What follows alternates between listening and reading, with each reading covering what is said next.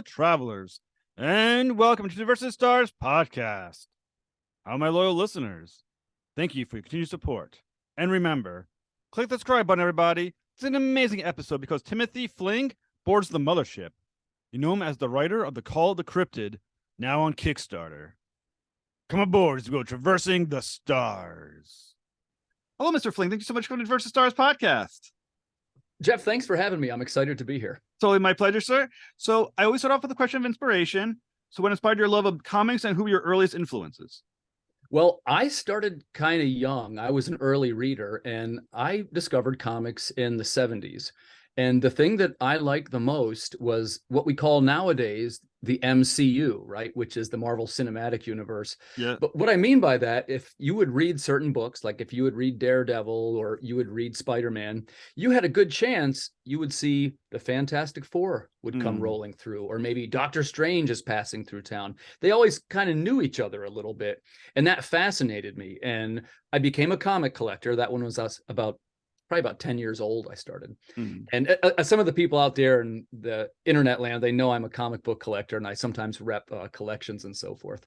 But that was how I started. And I love to find out the other issues and arcs that were connected. And if you remember, they even did things like there was Marvel 2-in-1, and there was the Marvel Team Up, and there was various kinds of interactions between the characters. And that was my first experience with, I guess, what we would call lore, right? The background of the story. And then that led into, shortly after that, I became a science fiction guy, probably not too much unlike yourself. I loved the works of Isaac Asimov. I loved Ray Bradbury. I loved Richard Matheson, still do. And many people have pointed out that my short stories that I write, and we could talk about that in a second, I'm a short story writer, but they're framed a little bit in the style of some of these classic authors. And I don't mean to say that I copy them. That wouldn't be cool, but it would be fair to say that they're more like that than, my stories are framed a little bit like an episode of The Twilight Zone. They tend to feel like half-hour episodes. And if you read the Water Wars, some people know I write a series called Water Wars 2288. It's an ongoing science fiction series. And what they are, they're short stories in each book. And sometimes it's 2 short stories. And, you can read one issue and there's a story. It's, similar to the classic days of Marvel. But if you like the interconnectivity, you can go back and read number 2 and you're like, oh, so that's why, yeah, it's, they're connected. But you don't have to necessarily read it to understand, like a good example. We have one character who is she's a female cyborg with one arm, and she's kind of wrapped up. She looks like a mummy, sort of like she's not quite finished. And she's the guardian, of course, of this one you see behind me. That's Citizen 0313. But it kind of doesn't matter what her background is for the story. Like I say, for people that are, say, Star Wars fans, you really don't need to know what a Wookiee is. You just know that he's Han Solo's partner.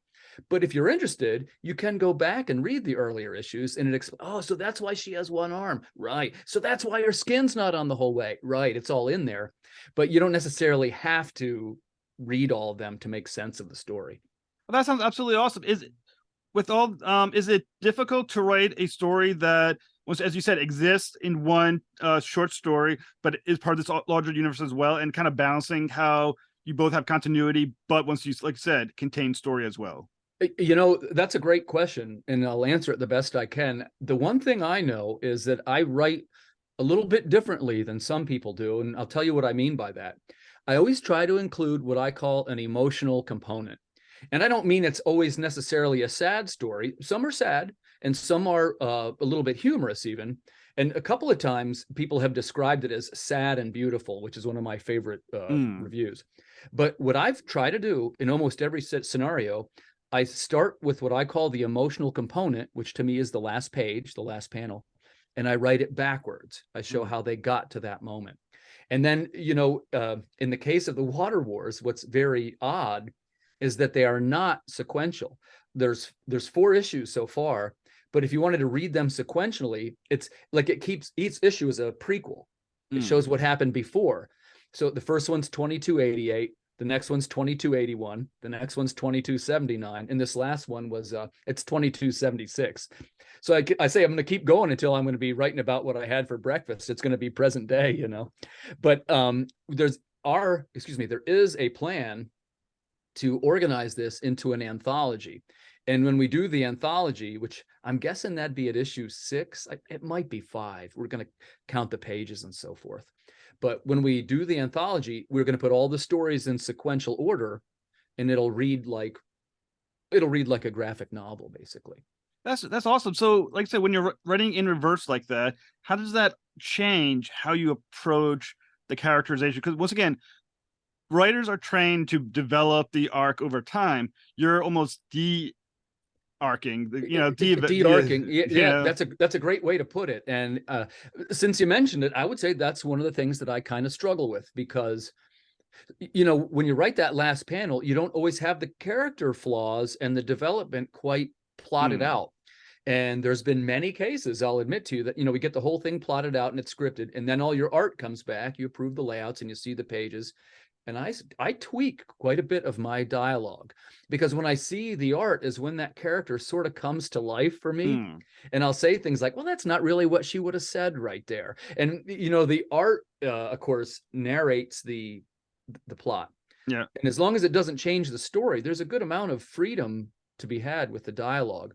And I try to make it very sort of diametrically opposed characters. I'll tell you what I mean by that.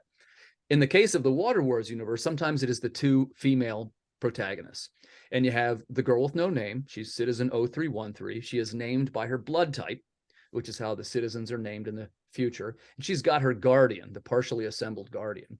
Well, the guardian is extremely violent and almost what you and I would call like a hateful personality. Like, she hates the mutations, and she's always saying things like they don't deserve life. And her first answer is always that she wants to kill these mutations. Where 0313 is like, wait, like, she never wants to kill anybody. She's kind of like a peaceful, almost like a hippie-ish kind of character.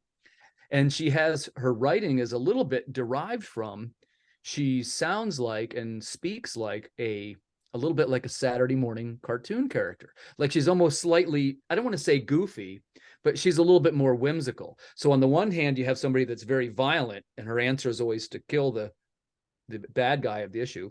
And the other one's like, wait, there's got to be some way to resolve this without violence. And there's a little bit of a, and I say a little bit, like, I don't really have any type of messages, but you could probably make an argument there's a little bit of an anti-war message in it. Like the fact of the Water Wars, that is the background that they're in, but she's a very peaceful character. And in almost every issue, like, I'll give you an example. We just finished number 4. And what happens in that issue, and by the way, it is the fulfillment is right now. That campaign closed successfully. Thank you so much to our backers and to the podcasters and everybody for backing that book. And the concept of it was the 2 of them encounter this. It's a minotaur. It's this genetically enhanced minotaur. And right away they have this battle, and it's a traditional comic battle, right? Well, afterwards they're walking away from the battle, and she says, well, I don't get it. Why would he battle us to the death just to protect a bunch of old broken columns? It doesn't make any sense. And then it cuts back to the minotaur, and he's walking back to his home, and his wife comes out, and she's got her hand on her belly, and she's pregnant. And you realize, oh my gosh, he was just protecting his pregnant wife and his unborn son. And then it flashes back to our 2 heroes, and she goes, wait a minute, were we just the bad guys in this story? And they were, like, without realizing it, they were actually the villains of the story. So you see, they try to land on a little bit of a twist in that last panel. Oh, that's awesome. Like I said, the great thing what you're doing is that your comic books definitely has a look and a feel that's beyond often what's in the indie network at the moment. They seem a little more elevated, and like I said, and as you said, they've been very successful. So how have you honed your skills as a writer? Well, and first of all, thanks so much for saying that. And that is definitely something that we shoot for. And I will tell you, I started, and originally I didn't know about Kickstarter and things, and I had paired up with a publisher. And in those days, I was a short story writer, and I never got much traction as a short story writer. And of course, that's a different path for a writer. You submit to magazines and anthologies and things. And honestly, Jeff, I never had any success. And somebody had said to me something like, hey, you ought to try having some of these illustrated. And I had always loved comics, and I was always involved in creative projects. And we had been working on a story about a robot rock band called Socket. And it was a CD that came with 4 songs, and it had like a little comic in the back that told you what happened with these 4 robots that were making these songs.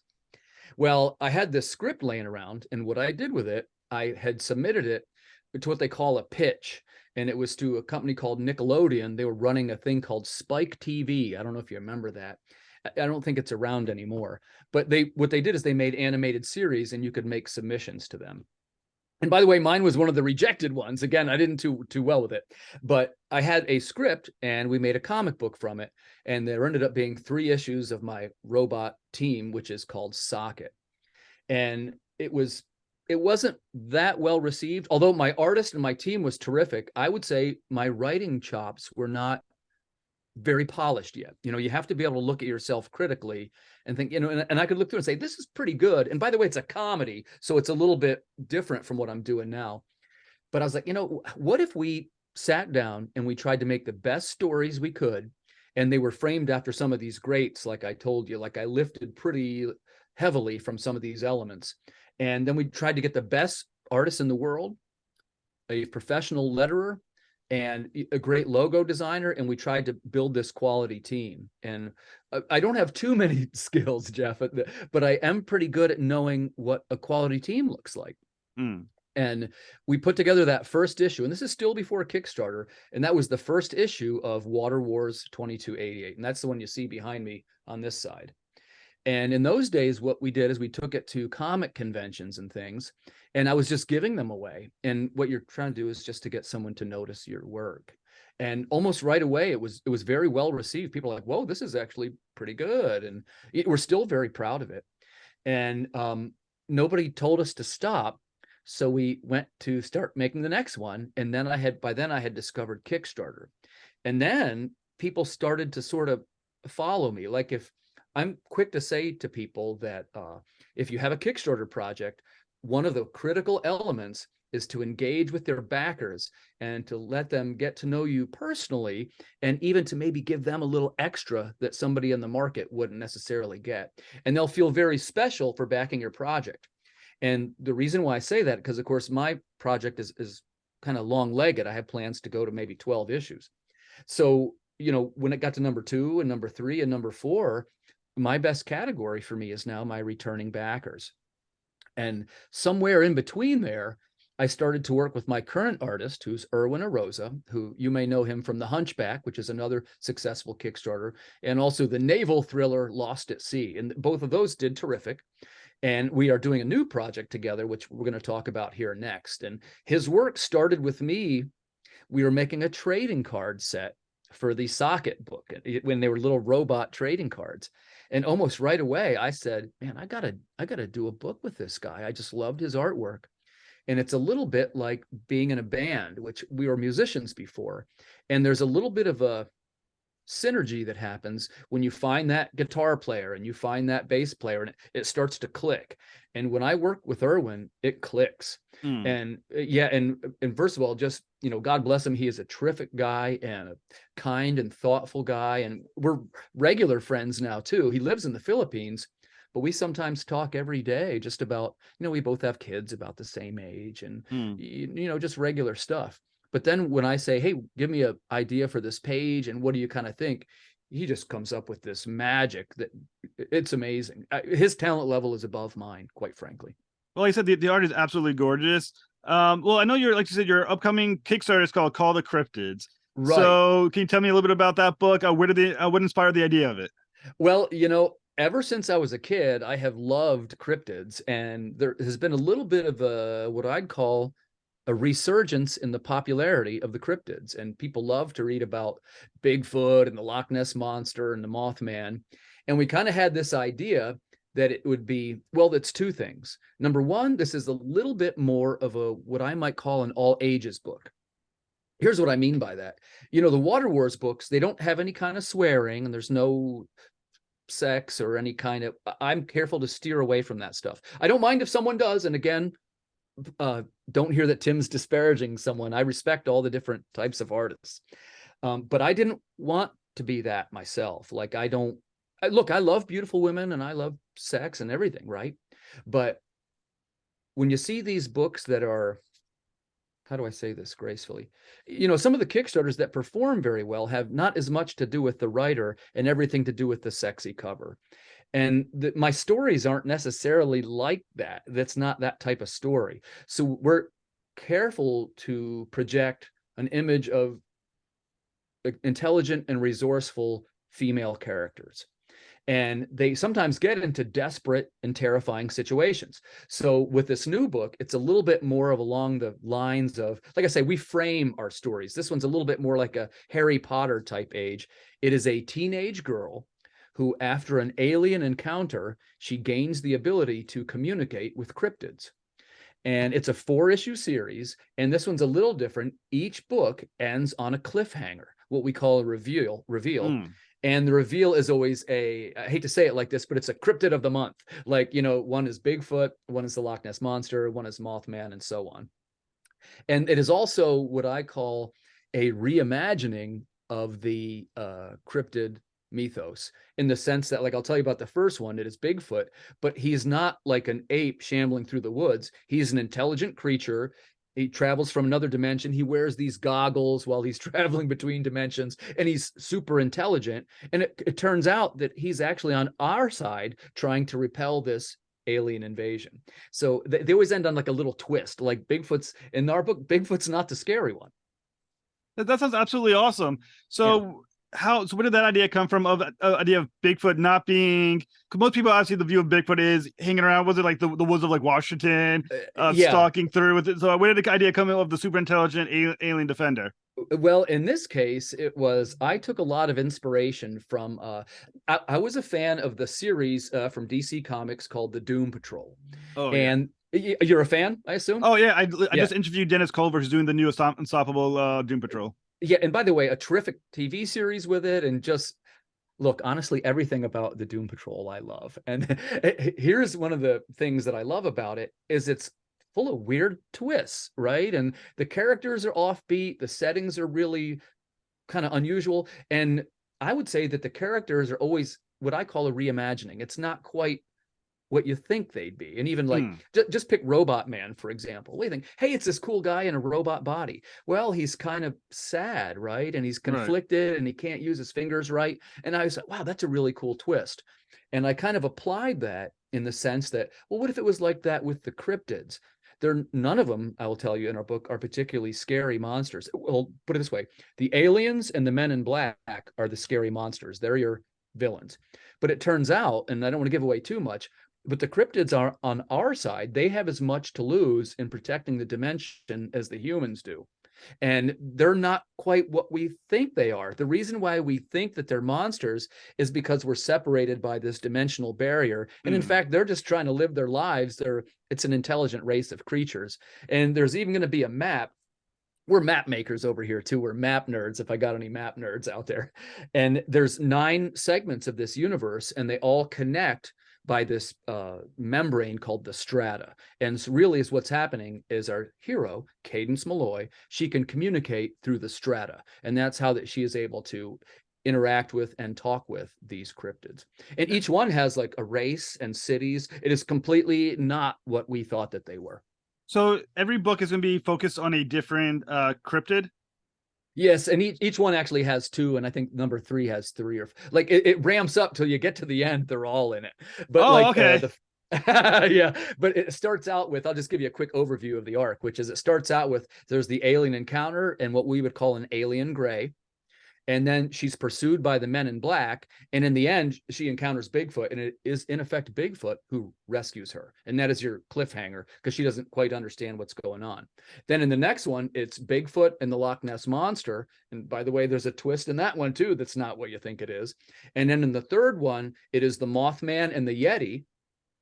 And then you get to the last one, it's all of them, and it's also the Flatwoods Monster will be in there, if you know what that one is. Oh, and the Hopkinsville Goblins also will have a small role. So sort of like the Avengers for cryptids. Very much so. And what you're going to find is that it has sort of a there's sort of like a climactic battle. And I will say to people, if you like the Doom Patrol and you like the way that sort of weird heroes that don't really like each other much have to come together to accomplish something, you'll like Call of the Cryptid. Because So they're not exactly friends. That's not quite the right way to say it, but they've all got a stake in repelling this alien invasion. So what is the goal of the aliens? Obviously, they're attacking for, is it just strictly conquest? Is there something else involved in their motivations? Yeah, I don't mind sharing that part. And again, that's the twist too. And like I say, it'll all make sense when the book comes out. But what they're trying to do is to summon this elder god, and his universe is a universe of pure mathematics. And because of the chaos of the strata, he's trying to convert the universe to a universe of pure mathematics. Mm. Oh, that sounds very awesome. Yeah, it's kind of weird, right? And really the whole idea of it, because even the whole time, they're trying to repel this elder god, and you think it's going to be like a Cthulhu-based Lovecraftian deity. But then, of course, it's not that either. It turns out to be this mechanical. It's a lot more to do with AI than it is with pure evil. So it's a Very little cool. bit of a commentary on AI. So you said also the Men in Black are the bad guys. Are they bad guys intentionally, or are they on the side of the aliens? They're on the side of the aliens. And the reason Wow. why is that during the encounter, you follow some of the UFO lore probably, right? So you got your alien grays, which are the leaders, and there's the blues, which are the shorter fellas.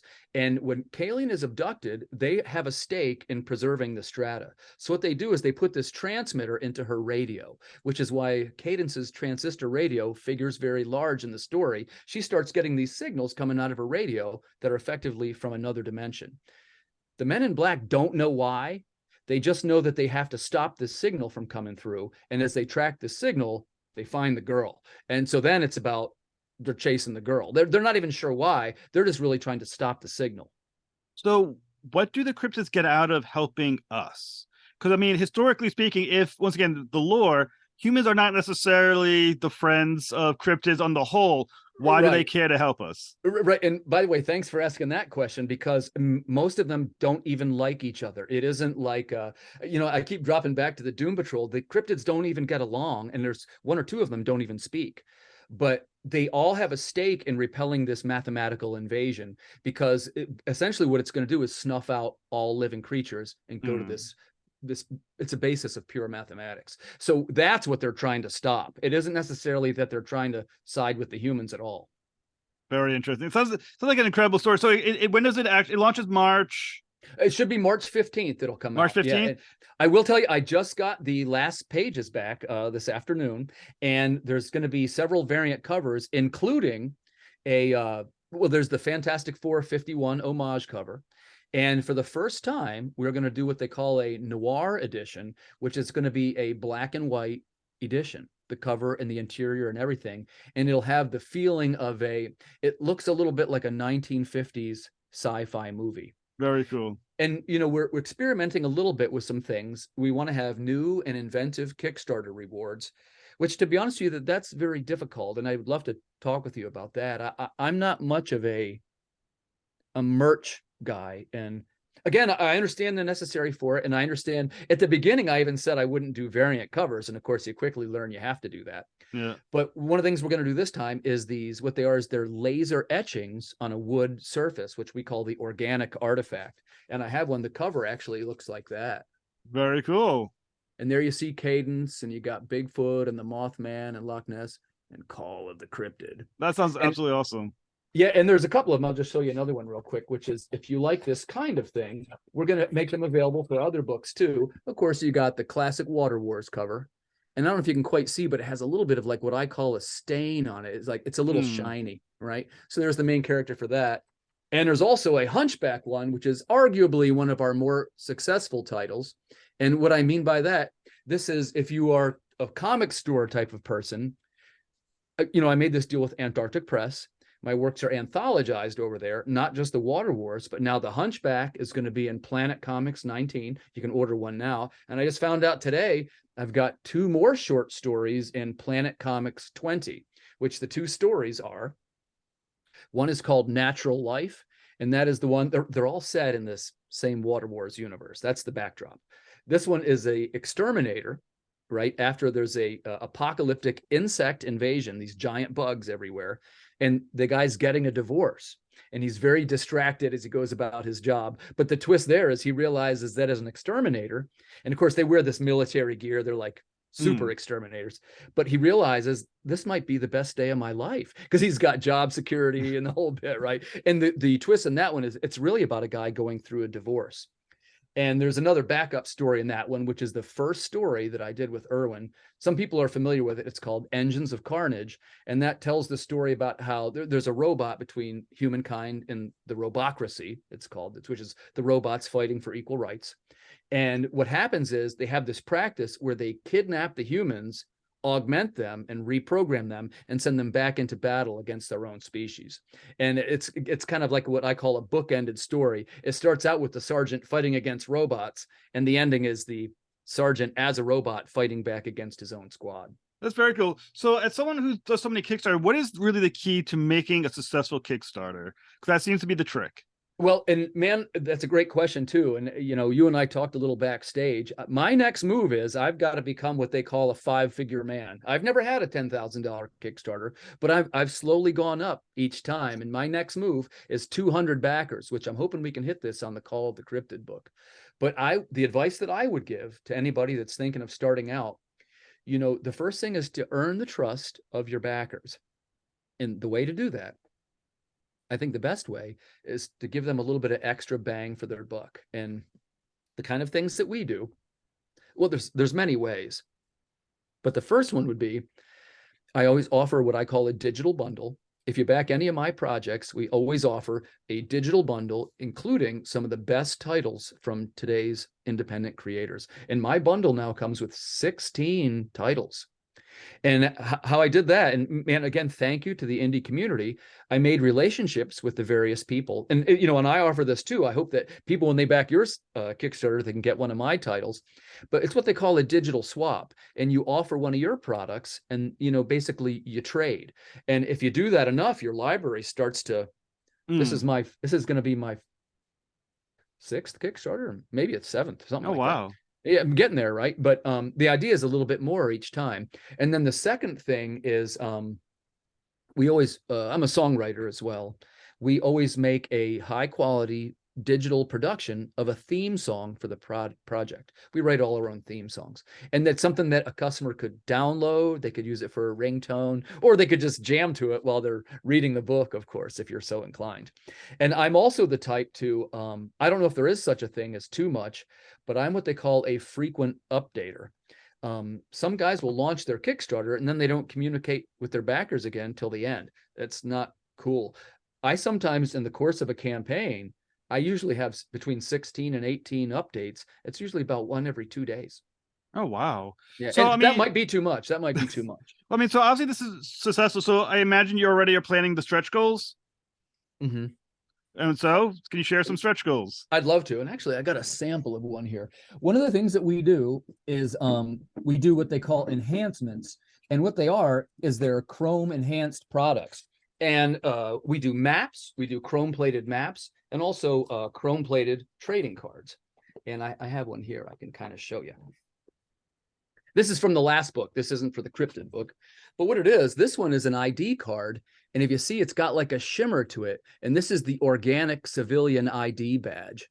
And what it does, it lists your blood type and what quadrant you need to report to. And it's got a little bit of lore. And of course, on the back is the Water Wars logo. Well, that sounds absolutely awesome. Yeah, they're kind of fun, right? And in this case, it will be a trading card set based on the cryptids. And if you get to a certain level, it's a Bigfoot card. Or excuse me, it's out of order. The first one is the alien card, because it's in the order that they appear in the story. So the first one is the alien. Then the second one is the Men in Black. Then the third one is Bigfoot. And I do have the Mothman is finished, and there's one more. The Flatwoods Monster is finished. And they're all really cool. And it'll have like a thing on there, like it's like a portal. It looks like you're looking through a Chrome portal looking at them. Oh, that's very cool. So it runs from March 15th. When's the end date? I do a month for mine. The last one I did, and this is another topic that I'd love to get feedback on. Sometimes people do them now for 21 days. And sometimes people do them for longer, for 45 days. They say 45 is too long because there's always what we call the lull in the middle, right? You and I talked about that. And that seems to be seems to be an occupational hazard. Okay. So my last one, I said, hey, well, I'll go shorter. It's supposed to build urgency, go to 21 days. But at 21 days, I got people writing to me saying things like, hey, I missed it. This one was shorter. Da, da, da. So I'm not going to do the 21 days again. I'm going to stick to 30. So I'm going to be roughly March 15th to April 15th. Yeah, that's pretty much how I when I do mine. I did 30 days for the one that I have coming up, and yeah, that seems to be the key because 45. I must admit, I don't think my stress level anxiety could handle 45 days of watching the clock tick. Yeah, and thanks for mentioning it, because I'm the same way. I got a little anxiety about projects too, and the other thing that I'm kind of known for, I don't really do my Kickstarters until they're what we call in the can. And what I mean by that, until you have all pages back and at least the lettering started, because lettering doesn't take too long.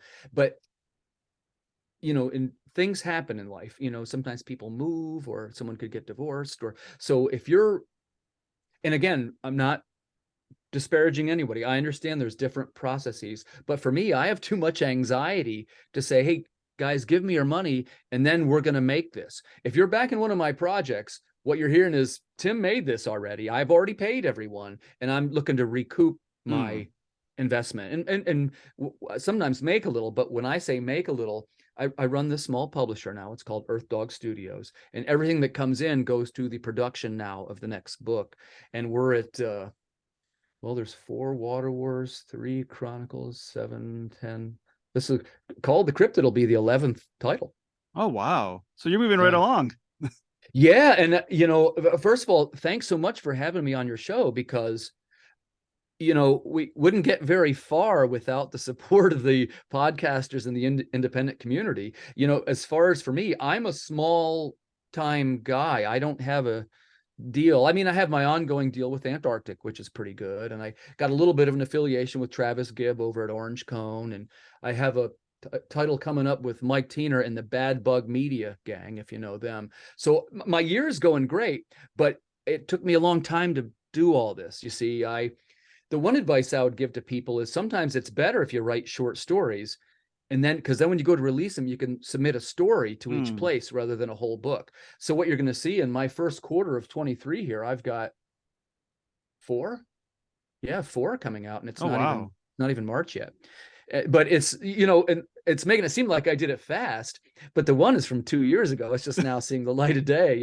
It takes a while for these things to kind of spool up. And, it was, the one other one I'll just show you. The other enhancement is this chrome logo, which if you see, this has if you look at the robot, see how their bodies are like chrome? Yeah. So that's what they call a chrome enhanced logo. And in the design, it's a 2-layer printing process by which the upper layer is chrome, and you can decide which parts you want shiny. Very cool. Where did you get that done? That's at Comics Wellspring, which they're out of Michigan, and they've done a terrific job for me. They have good customer service, and if you are looking for a printer, I would recommend them. And you can even say I sent you. And they even do the deal now where, and the jury's still out on this. Some people say, hey, I'm going to ship my own books, and I use pirate ship and I print labels. When I did Lost at Sea, which is this one, I got an etching of that. When I did that book, and it was successful. Thank you very much, everybody.